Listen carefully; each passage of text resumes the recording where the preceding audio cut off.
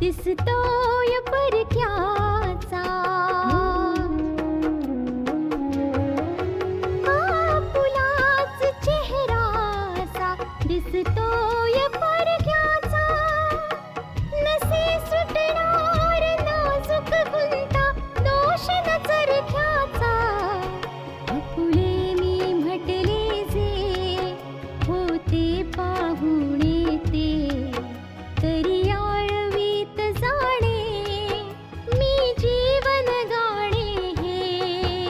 रेखा ही भाग्याची, रेखा ही भाग्याची, रेखा ही भाग्याची, रेखा ही भाग्याची. आतापर्यंत आपण पाहिलं, आशा बलराज यांच्या घरी सून बनून राहते. तिला वारंवार हे समजावण्याचा प्रयत्न केला जातोय की सुनेचं कर्तव्य पार पाडायचं आहे आणि सुनेचं कर्तव्य एकच असतं, घरच्यांची काळजी घेणं. आणि गोविंद जो कावेरच्या घरी आहे त्याला ते सर्व आठवतं की त्याने स्वतःच बबन आणि मुन्नाला आशावर अटॅक करायची सुपारी दिली होती. आता पुढे तिच्या करिअरचा मामला होता म्हणून मी तिच्यावर जास्त दबाव नाही आणला. मग आता तर आशाची स्मृती पण परत आली. हे सगळे बहाणे आहेत. पहिला बहाणा होता की आशाच्या देखभालीसाठी जाणं गरजेचं आहे आणि आता स्मृती परत आली आहे तर प्रॅक्टिस सुरू करायचा बहाणा. धनेश अगदी बरोबर आहे. जर पल्लवीला आपली प्रॅक्टिस सुरू करायची आहे तर तिला आशावर डिपेंडंट असण्याची काय गरज आहे? तिला आपली प्रॅक्टिस सुरू करायला हवी. पल्लवीला इतक्या सहजपणे केसेस नाही मिळणार म्हणूनच ती आशाच्या सोबत प्रॅक्टिस सुरू करू इच्छिते. पण मम्मा, आता तर आशा तिच्या सासरी परत गेली. आता प्रश्न हा आहे की आता आशा संसार सांभाळेल का करिअर? आणि तसंही आशाला पुन्हा आपली प्रॅक्टिस सुरू करण्यासाठी नव्याने सगळी सुरुवात करावी लागेल. आणि ती तर तिच्या सासरी निघून गेली, तर मग पल्लवी बाबांना भेटायला का गेली आहे? येऊ द्यात तिला, मी तिच्याशी बोलेन सगळं. अखेरीस त्या सगळ्यांशी नातं ठेवायचं कारणच काय? हो बेटा, आशाला सिद्धांताच्या घरी जाण्यासाठी राजी करून आपण फार चांगलं काम केलंय. जर ती इथे राहती ना तर ना ती खुश असती ना तिचं आयुष्य सावरलं गेलं असतं. आपलं म्हणणे योग्यच आहे नानाजी. आज माझं सिद्धांतासोबत बोलणं झालं होतं बेटा. म्हणत होता की आशा आता हळूहळू खुश राहू लागली आहे. तेव्हा आपल्यासाठी ही तर फार खुशीचीच गोष्ट आहे, फार छान गोष्ट आहे. खरं आहे तुमचं नाना. सिद्धांत बरोबर राहून आपल्या आधीच्या गोष्टींना आशा लवकर विसरून जाईल. फक्त एकच भीती आहे बेटा, एका बाजूला पोलीस कळत नाहीये काय तपास करतायत आणि दुसऱ्या बाजूला आशा पण म्हणाली होती की ती अजयच्या मारेकऱ्यांना अवश्य सजा भोगायला लावेल. पण ह्या गोष्टीचा सिद्धांताच्या घरच्यांना राग नाही हो. जर नानाची अशी गोष्ट आहे तर तुम्ही आशाला समजावायचा प्रयत्न करा ना. हो बेटा, अवश्य करेन. नानू. अगं तू आलीस पल्लवी, मी तुझीच वाट पाहत होतो. नानू ठीक आहे, पण आधी मला हे सांगा की काय झालंय? तुम्ही मला फोन करून का बोलावलं? बेटा, खरं तर सिद्धांत बरोबर बोलणं झालं माझं. तो आशाला घेऊन मंदिरात येणार आहे म्हणून मी तुला फोन केला होता की जर तुला यायचं असेल तर तू माझ्या सोबत येऊन आशाला भेटू शकशील. आणि हो, सिद्धांत बरोबर तुझी देखील गाठभेट झाली नाही आजपर्यंत. वाव नानू, ही तर फारच छान गोष्ट आहे. मी पण विचार करत होते आशाला भेटायचा, प्रॅक्टिस सुरू करायची म्हणून आशाशी बोलायचं होतं. अहो, तिला पण काम सुरू करायला हवंय ना. चला, छानच आहे बेटा, एका दगडात दोन पक्षी. हा नानाजी, तुम्हाला संधी मिळाली तर आशाला समजावं जरा. हो बेटा, आणि आता आशाला समजावण्यासाठी माझ्यासोबत पल्लवी पण आहे. हो. अजूनही समजवायचं शिल्लक आहे? मग सांगा मला काय समजवायचंय ते. अगं बेटा, ते सर्व मी तुला रस्त्यामध्ये समजावेन. आता आपल्याला मंदिरात जायला हवं. ते लोक आपली वाट पाहत असतील. तसं तुम्ही सांगितले ना आशाला की मी पण येते ते. अगं बेटा, आता मला कुठे ठाऊक होतं की तू माझ्यासोबत यायला तयार होशील किंवा नाही. नानाजी, कळवायची काय गोष्ट आहे त्यात? ही पण आशासाठी सरप्राईजचीच गोष्ट होईल ना. वाव, मला तिथे अचानक पाहून ती फार खुश होईल ना.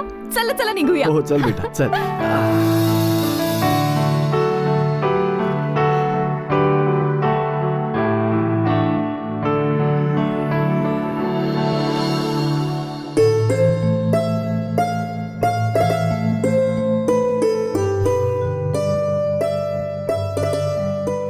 तयार झालात तुम्ही दोघं? हो मामा. बेटा, आशाच्या नानाजीशी तुझं बोलणं झालं? त्यांना हे कळवलंस की मंदिरातून निघाल्यानंतर तुम्ही त्यांच्या घरी जाणार आहात ते? नाही पप्पा, तसं तर माझं नानांची बोलणं झालं आणि नाना म्हणाले की ते मंदिरातच येणार आहेत. तेव्हा आशाची नानांची तिथेच भेट होईल. ही तर फारच चांगली गोष्ट झाली. बेटा, एक काम आणखी कर. मंदिरात दर्शन घेतल्यानंतर सुनबाईला आणखी कुठेतरी फिरायला घेऊन जा. तसं सुनबाई, कुठे कुठे जायचा विचार आहे? काही ठरलं नाही मम्मी, तिथून निघताना ठरवू. ठीक आहे. सिद्धांत, हं? अचानक माझ्या मनात आलं की आपण पल्लवीला मंदिरात बोलवलं तर? ती बऱ्याच दिवसांपासून तुम्हाला भेटायचं म्हणते. आत्तापर्यंत एकदाही भेट झाली नाही. बेटा, तुम्ही लोक माता राणीच्या दर्शनासाठी जाताय ना, तेव्हा दर्शनानंतर ठाऊक नाही कुठे कुठे फिरायला जाल ते. अशा वेळी जर पल्लवी तुमच्या बरोबर असली तर तुम्हा दोघांना डिस्टर्बन्स फील होईल ना.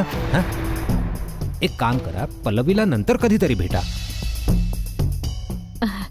हो बेटा, पल्लवीला जर वेळ देऊ शकला नाही तर तिलाही बरं नाही वाटणार. ती तुझी खास मैत्रीण आहे ना, तिला शांतपणे बोला. हो आशा, ॲक्च्युली मी पण असाच विचार करत होतो. जर पल्लवी आली तर तिला पण बरोबर घेऊन जावं लागेल. तेव्हा तिला नंतर कधीतरी भेटूया. ठीक आहे? ठीक आहे. बाय पप्पा. बाय मम्मा. बाय. पाहिलंत, आशाला पल्लवीला पण बोलवायचंय. जर अचानक एखाद दिवशी पल्लवी समोर आली ना तर सगळंच पितळ उघडं पडेल. आपल्या हातात काहीच राहणार नाही. सुहासिनी, तुला नाही वाटत की या पल्लवीमुळे प्रॉब्लेम्स आणखी वाढले? बघितलंस ना, सिद्धांत ऐकल्यावर किती काळजीत पडला होता. हे तर बरं झालं की आपण दोघांनी सगळं नीट हाताळलं. मला तर भीती वाटते की सिद्धांतला सांगितल्याशिवाय कुठे त्या आशाने पल्लवीला इथे बोलावलं तर. एनिवेज, आत्ता तरी समस्या टळलेली आहे. आपल्याला याचा विचार करायला हवा की पल्लवीला आशा आणि सिद्धांत पासून दूर कसं ठेवतो.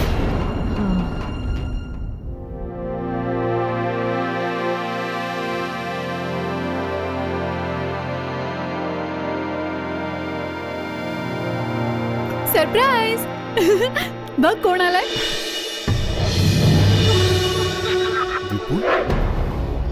गोविंद. बाबा बाबा. मला तर वाटलं नव्हतं की तुझ्याशी इथे अशी घरी भेट होईल. घाबरीने सांगितलं नव्हतं तुम्हाला? खुश तर आहे फार. ती सरप्राईज द्यायचं होतं ना मला. सरप्राईज फक्त एकाला नाही, दोघांनाही द्यायचं होतं. चल बस. बसा तू. खरोखरच कावेरी, तू फारच छान सरप्राईज दिलास. हो ना. तसाही मी विचार करत होतो, कारण वकिलाने हमी दिली होती. वकील काय हमी देणार गोविंद? काय की मी एका पुराण्या केसमध्ये कबुली जबाब दिला होता पोलिसांच्या समोर, आणि कोर्टात गेल्यानंतर माझी साक्ष फिरवून टाकली. काय की कोर्ट जे असतं ना, ते पुरावे आणि साक्षीदार मागतात, आणि पोलिसांच्या पाशी कुठलाही पुरावा नव्हता आणि कोणी साक्षीदार पण. केस होती तर फार जुनी, तेव्हा जामीन तर मिळणारच होता. ही गोष्ट वेगळी आहे की पहिल्या तारखेला नाही मिळाला, पण दुसऱ्या तारखेला तर मिळाला. हे तर फारच चांगली बातमी सांगितलीत आपण. खरोखर मला फार बरं वाटलं, कारण की मला वाटलं होतं की कुठे या मामल्यात गडबड न हो. अरे मामल्यात गडबड होईलच कशी गोविंद? माणसाकडे फक्त थोडीशी अक्कल असायला हवी. जर तुमच्यापाशी अक्कल असेल ना, तर पूर्ण दुनियेला मुठीत ठेवता येतं. बरं दादा, तू फ्रेश हो, मी तुम्हा दोघांसाठी जेवणाची तयारी करते. अच्छा तसं तुला कुठे जायचं तर नाही ना? नाही नाही, मी आता काही दिवसांसाठी तर इथेच असेन. तर मग मस्त आहे. पण एक गोष्ट सांग, अचानक अशी काय गोष्ट घडली की तुला इथे लपून राहावं लागतंय? ते एक काम करा ना, तुम्ही फ्रेश व्हा, त्यानंतर आरामात बसून गप्पा मारूया. मी सर्व सांगेन तुम्हाला. ठीक आहे.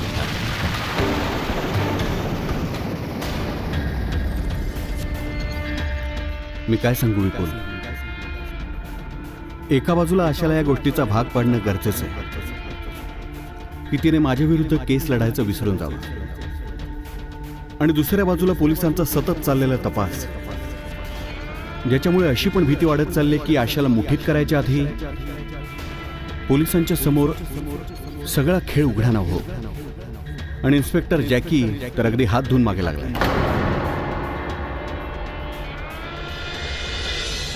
रेखा ही भाग्याची. हा प्रश्न मला का म्हणून? ही चौकशी का करताय तुम्ही माझ्याकडे? अजय आणि आशावर झालेल्या हल्ल्याशी माझं काही देणं घेणं नाही. मानलं की आपलं त्या हल्ल्याशी काही देणं घेणं नाहीये, पण आशा तुमच्या घरची सून आहे. तेव्हा मला वाटलं की चला एकदा आपल्याशी पण बोलावं. इन्स्पेक्टर, आशा माझी सून आत्ता बनली आणि हा मामला खूप जुना आहे. मला या मामल्याविषयी काही ठाऊक नाहीये, यामुळे या मामल्यामध्ये मी तुमची कसलीही मदत करू शकत नाही. पण काही असेही प्रश्न आहेत ज्यांची उत्तरं केवळ आपणच देऊ शकता. मी समजलो ना इन्स्पेक्टर. ह्या मामल्याशी जोडल्या गेलेल्या प्रश्नांची उत्तरं मी कशी देऊ शकतो? चला जाऊ दे तो मामला. हे सांगा की तुमच्या घरी सिद्धांत कोण आहे?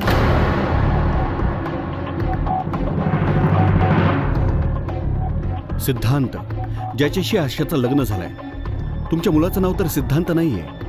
जी काही माझ्यापाशी माहिती आहे, आपल्याला एकच मुलगा आहे ज्याचं नाव आहे विजय. हो हो इन्स्पेक्टर, मला एकच मुलगा आहे. मग काय एका माणसाची दोन नावं असू शकत नाहीत?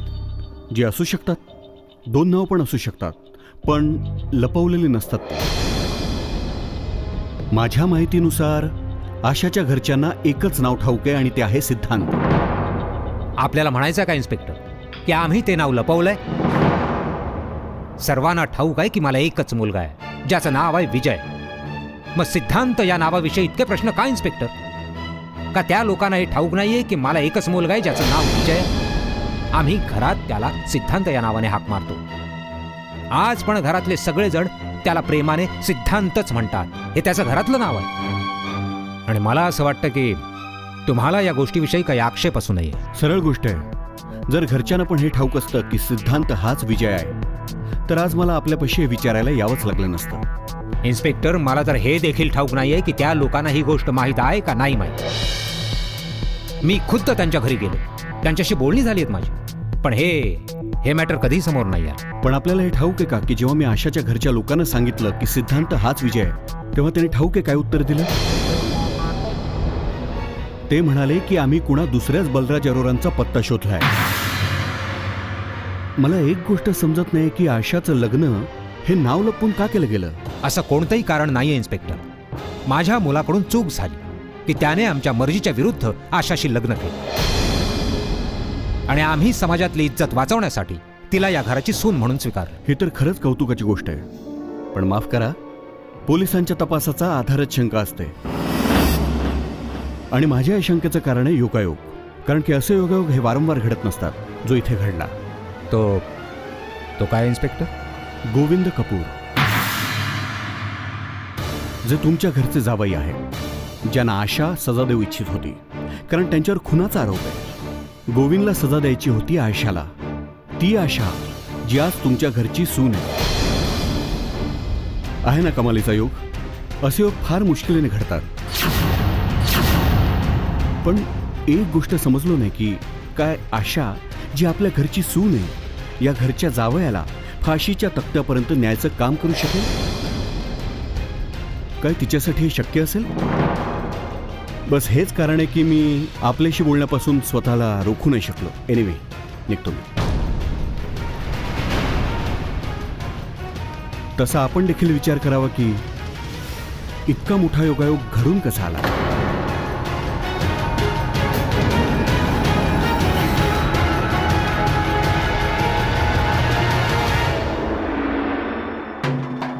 हा तर फारच चलाख इन्स्पेक्टर आहे. पोखरून काढतोय सगळं. असं वाटतंय की पार मुळापर्यंत पोहोचलाय. रेखा ही भाग्याची. तर असा सगळा मामला आहे. म्हणूनच तर जेव्हा मला हे कळलं की आशाचं लग्न त्या बलराज अरोराच्या मुलाबरोबर ठरलं, तेव्हा तर मी पण थोडासा हैराण झालो. कारण की मला हे आधीच ठाऊक होतं की तू त्या घरचा जावई आहेस. विजय माझ्यासाठी काही करेल किंवा करणारही नाही, पण तो आपल्या बहिणीसाठी नक्की करेल. आणि म्हणूनच मी हा सगळा प्लॅन बनवला की कशा प्रकारे त्या आशाला आपल्या जाळ्यात अडकवायचं, तिला आपल्या घरात घेऊन यायचं. तर शेवटी पाखरू जाळ्यात अडकलंच. पण तुला तिची चिंता करायचं काय कारण आहे? तिची तर स्मृती ऑलरेडी गेली आहे ना. सर्वांना ठाऊक होतं की तिची स्मृती कधीही परत येऊ शकते. मी स्वतः एका डॉक्टरशी याबाबतीत बोललो.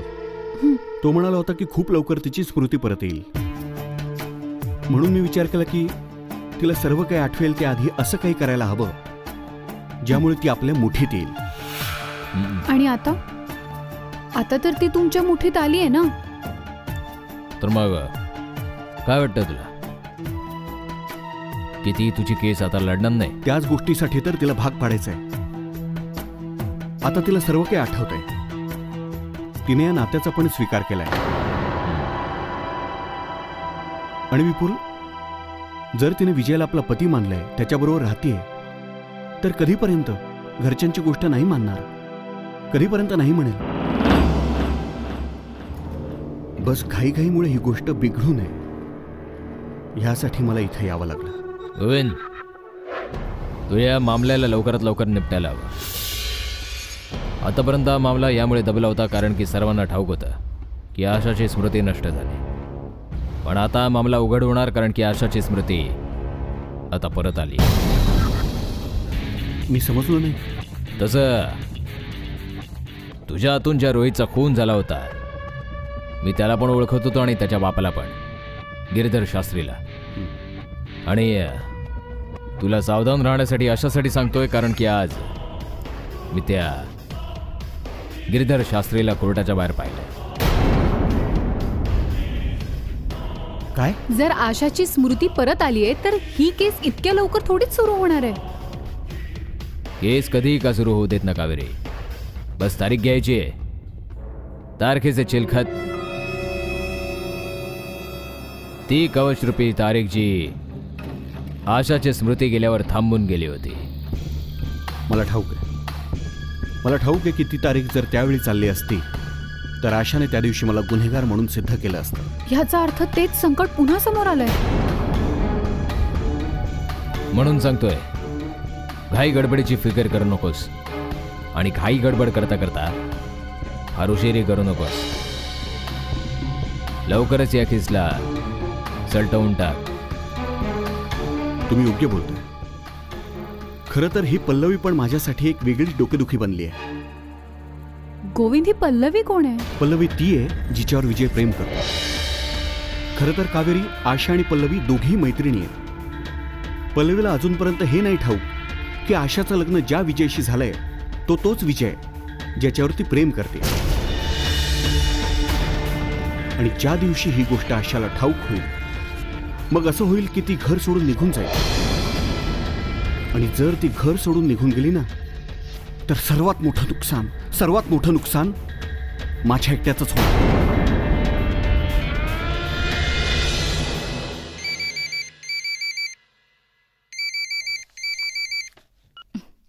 हॅलो, हाय पल्लवी, कशी आहेस तू? मी छान आहे. तशी तुम्हाला एक गोष्ट सांगू, आजपर्यंत तुमच्या बंधुराजांची भेट नव्हती झाली, पण वाटतंय आज अगदी खात्री आहे की भेट होईलच म्हणून. काय काय बोलतेस तू? काय तू माझ्या घरी येतेस? अरे नाही नाही, मी तुमच्या घरी कशी येऊ? तुम्ही तर मला ॲड्रेसच नाही दिला. ते ॲक्च्युली आशा आणि सिद्धांत मंदिरात येणार आहेत ना, मग बस मी पण नानूंबरोबर आले. सिद्धांत आशा तसे गेले आहेत खरं. ते पोहोचले का? ठाऊक नाही, आम्ही पण आताच आलोय. नानू गाडी पार्क करतायत आणि मी बस मंदिराकडे जाते. ओके ठीक आहे, तू सिद्धांतला पण भेट आणि आशाला पण भेटून घे. मी तुला नंतर फोन करते, ठीक आहे? एक मिनिट, तुम्ही फोन केलात, काही खास गोष्ट? नाही नाही, काही खास गोष्ट नाहीये. मी असाच फोन केला होता. मी नंतर फोन करते. बाय.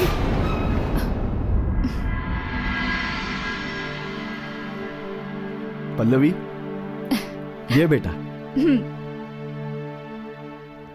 विजयला तर ठाऊकच नाहीये की पल्लवी तिथे पोहोचणार आहे.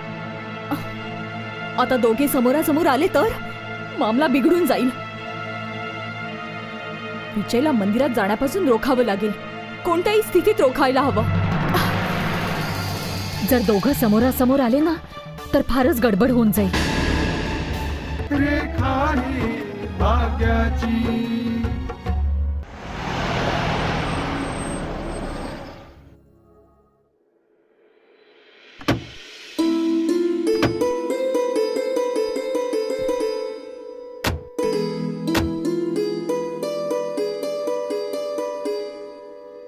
ये.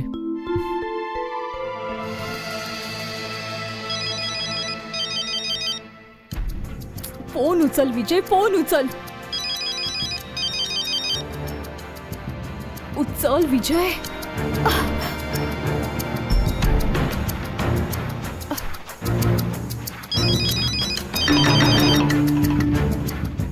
हा फोन का नाही उचलत आहे? उचल विजय.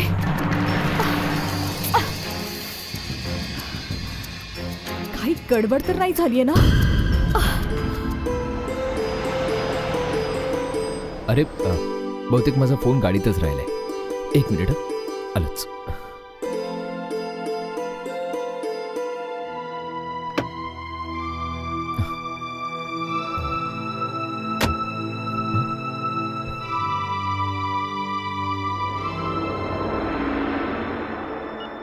हॅलो विजय, दीदी, मी तुला नंतर फोन करतो. ओके? अरे ऐक तर माझं.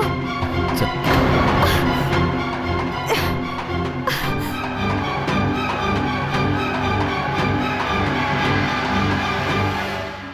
मम्मा, पप्पा. काय झालं रिद्धिमा, तू अशी घाबरलीस का? कारणच तसं आहे पप्पा. विजय आणि आशा मंदिरात गेलेत. हो, अगं पण झालं तरी काय? मी पल्लवीला फोन केला होता. आशाच्या नानांसोबत पल्लवी पण मंदिरात गेलीये. अरे हे काय बोलतेस तू? मी तर आशाला मनाई केली होती की पल्लवीला तिथे बोलावू नकोस. आशाचे नाना पल्लवीला घेऊन पोहोचलेत. कारण की पल्लवीला सिद्धांतला भेटायचं होतं. जर दोघं समोरासमोर आले ना तर फारच गडबड होऊन जाईल. रिद्धिमा, तू विजयला लगेच फोन करायला हवा होतास की त्याने मंदिरामध्ये जाऊच नाही. पप्पा, मी त्याला एकदा नव्हे अनेक वेळा फोन केला, पण आधी तर फोन उचलतच नव्हता. आणि जेव्हा उचलला तेव्हा नंतर फोन करतो म्हणून फोन ठेवून दिला. काय? त्यांना सगळं कळलं की काय पप्पा? कदाचित त्या परिस्थितीत विजय फोन घेत नसेल की काय? हे भगवंता, जर त्यांना हे कळलं ना तर कुणास ठाऊक काय होईल. आणि बेटा हे आहेत सिद्धांत, आशाचे पती. जीजू. आणि ही आहे पल्लवी.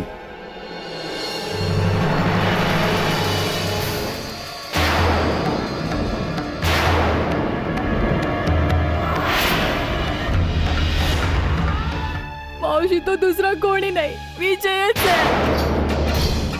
हे काय सांगतेस तू? तू तर म्हणत होतीस की आशाचं लग्न सिद्धांत